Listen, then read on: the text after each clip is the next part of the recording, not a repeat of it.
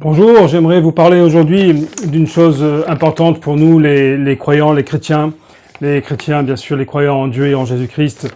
C'est le sujet de la résurrection, de cette espérance que nous avons que Dieu va nous ressusciter pour la vie, pour être avec lui éternellement. Nous représentons bien souvent Jésus mort sur une croix, mort sur la croix bien sûr, oui, puisqu'il est mort sur la croix.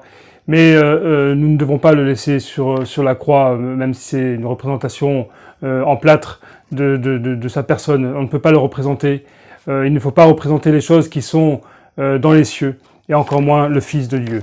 Donc nous voyons la croix de Jésus, mais nous oublions souvent, pour ceux qui voient ces représentations, nous oublions la résurrection. Jésus est mort sur la croix, mais il est ressuscité. Dieu le Père l'a ressuscité le troisième jour. C'est pour cela que nous avons cette espérance vivante, nous les chrétiens, les croyants. J'espère que vous en ferez partie bientôt, que vous donnerez votre vie à Jésus pour avoir cette vie éternelle, pour ressusciter. Je vous lis quelques versets dans la parole de Dieu. Je lis simplement dans l'épître aux Romains chapitre 4, verset 24. Nous qui croyons en celui qui a ressuscité des morts, Jésus-Christ, notre Seigneur, lequel a été livré pour nos offenses et ressuscité pour notre justification. Donc Jésus a été livré pour les offenses, pour le pardon des péchés. Il est mort sur la croix pour cela. C'est son sang qui a coulé et qui purifie de tout péché.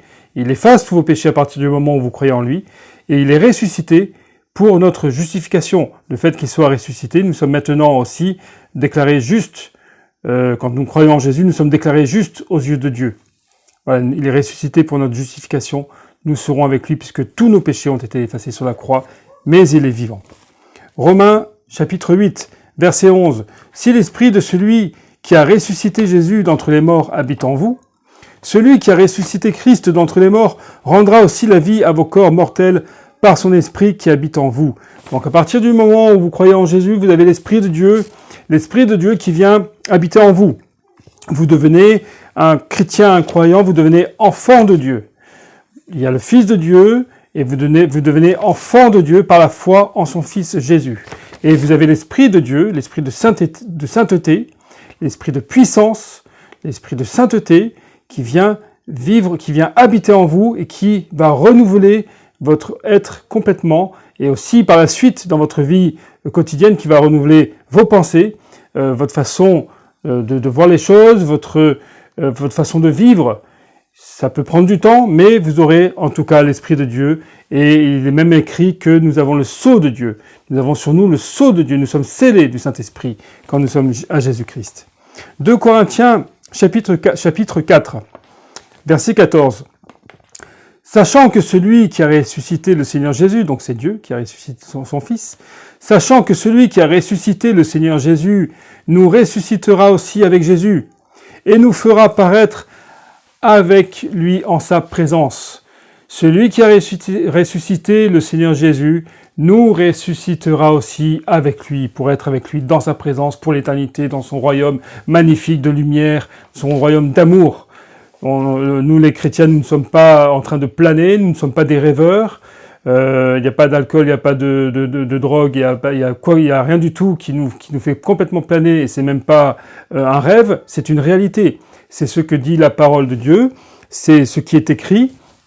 Donc nous savons que nous serons ressuscités. S'il n'y a pas de résurrection, où est notre espérance? Où est notre foi? Ça sert à quoi? Si c'est juste pour vivre ici-bas sur terre, ça sert à rien du tout de croire et de prier et de louer, d'adorer notre Seigneur Jésus. Nous l'adorons parce que il a effacé nos péchés par son sang qui a coulé sur la croix, et parce que nous serons ressuscités.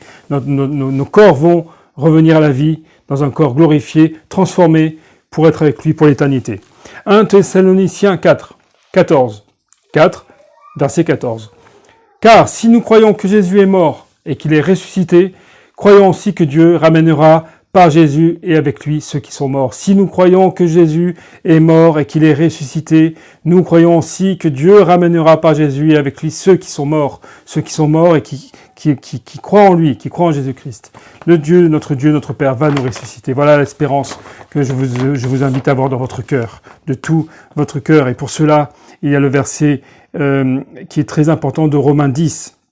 Je le lis tout simplement, Romains 10, verset 9. Si tu confesses de ta bouche le Seigneur Jésus, et si tu crois dans ton cœur, si tu confesses de ta bouche le Seigneur Jésus, et si tu crois dans ton cœur, vraiment, de tout ton cœur, que Dieu l'a ressuscité des morts, tu seras sauvé. Voilà la foi. Tout simplement. Il y a la repentance des péchés. Demandez pardon pour vos péchés et acceptez Jésus-Christ. Confessez Jésus. Confessez Jésus, Jésus le Fils de Dieu. Toi Jésus, les chrétiens me parlent de Jésus en ce moment.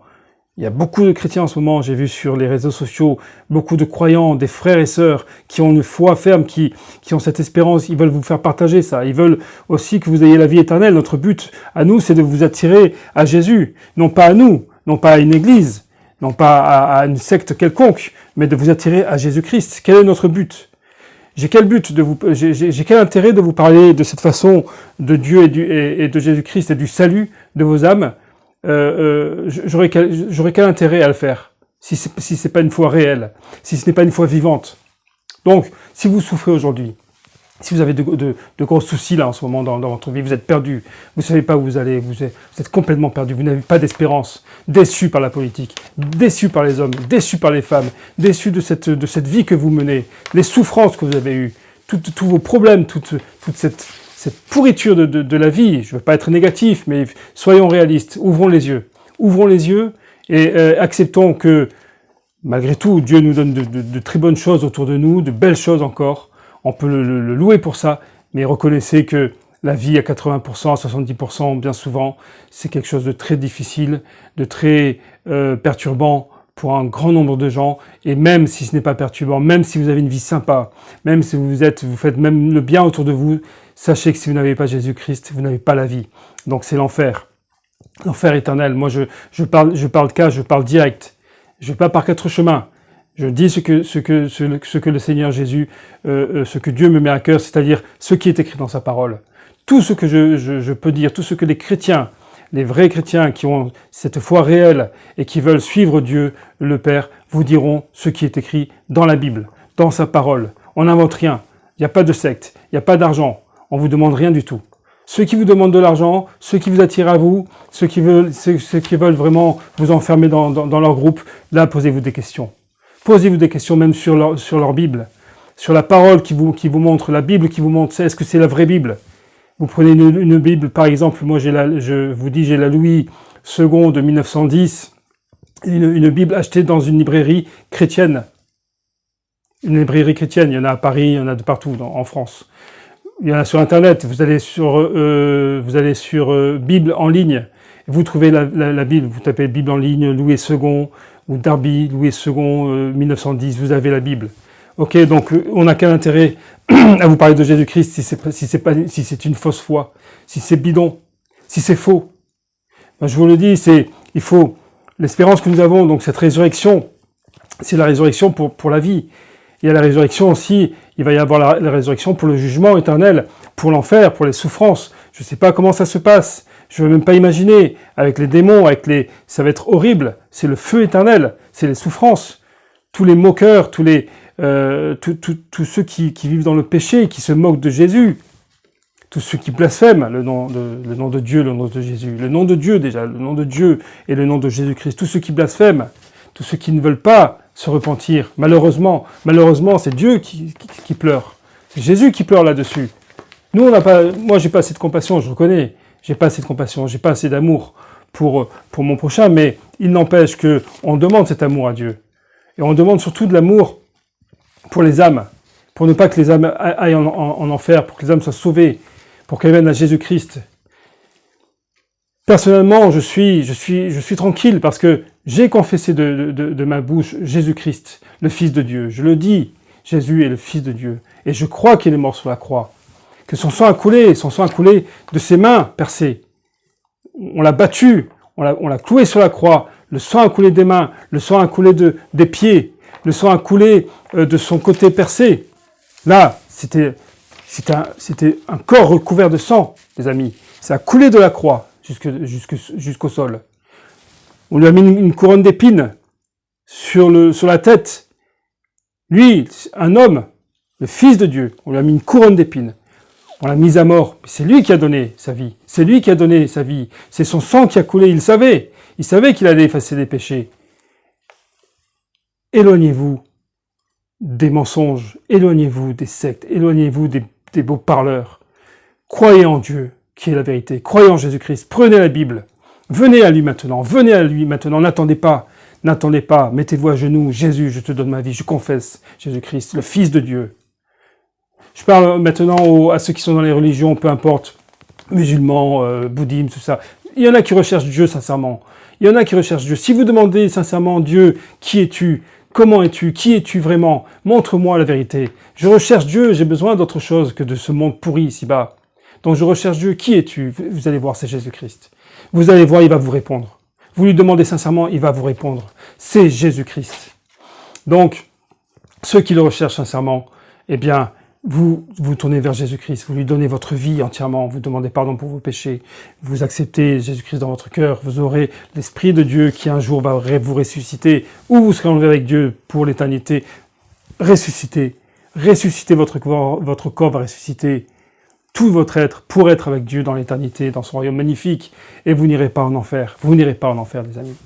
Échappez de cet enfer qui attend les non-croyants, qui attend tous les rebelles à Dieu, bien sûr, qui attend les moqueurs, les blasphémateurs, les fornicateurs, les menteurs. Tout le péché, c'est écrit dans la Bible. Tous les péchés sont écrits dans la Bible. Il y a le fruit de la chair, le péché, il y a le fruit de l'esprit. Tous les péchés sont écrits dans la Bible. Tout le monde se reconnaît, tôt ou tard. Tout le monde se reconnaît dans comment est décrit l'homme. Tout le monde se reconnaît tôt ou tard. Donc il n'y a pas d'excuse. Il n'y a pas d'excuse. Nous sommes condamnés, et si on croit en Jésus, on est sauvés. À bientôt, je vous embrasse, je vais prier, je vais essayer de vous mettre les références des versets que je vous ai donnés aujourd'hui, et je vais encore prier pour qu'un grand nombre, peu importe que ce soit mes messages, même si j'ai 20 vues, je m'en fous, je n'ai pas besoin de millions de vues. Moi, ce que je veux, c'est ne serait-ce qu'une personne qui m'entende, et qui vient à Jésus, mais gloire à Dieu. Même si c'est une sur 20, une sur 30 qui vont voir mes vidéos, mais écoutez les chrétiens. Écoutez les chrétiens. Il y a aucun intérêt. Écoutez les chrétiens parce qu'on vous amène à Jésus. On veut vous attirer à Jésus-Christ pour la vie. On veut vous attirer à Jésus-Christ pour la vie, pour la vérité et la vie. Il y a aucun intérêt de notre part. C'est juste l'amour, la compassion des âmes pour éviter l'enfer. Voilà. À bientôt.